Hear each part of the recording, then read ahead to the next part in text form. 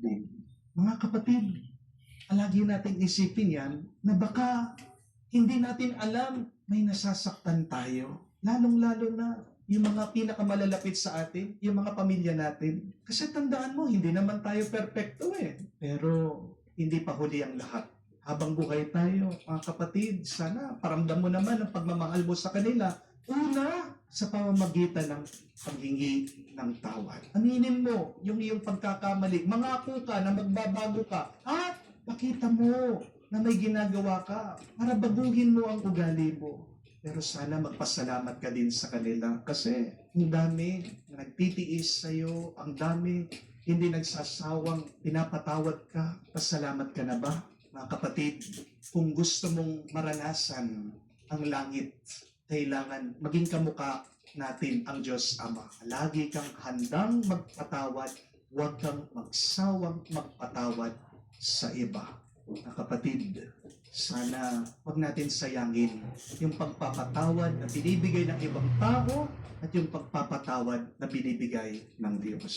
Ayusin mo at ipakita mo naman sa pamamagitan ng pagpapakabuti mo at pagmamahal mo sa kanila sa pagmamahal mo sa Diyos. Kaya magandang dasal natin para sa bisang ito, dyan sa mga tao na nagpapasensya sa iyo para sa Diyos, sabihin natin mga kapatid, I'm sorry, thank you, and I love you.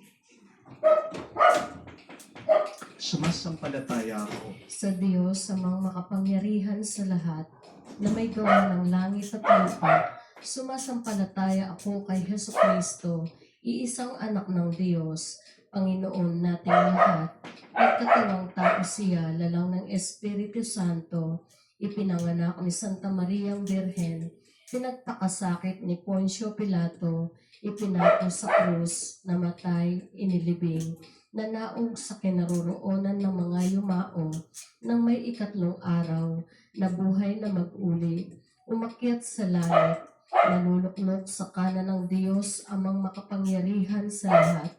Doon magmumulang paririto at huhukom sa mga bubuhay at nangamatay na tao.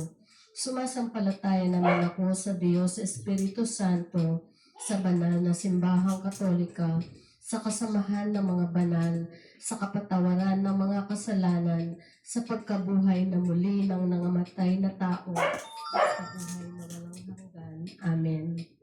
Pinapaalala sa atin ang sipi ng Ebanghelyo ngayon, ang ating pagiging makasalanan at ang pagpapatawad ng Diyos. Buong pagtitiwala sa banal na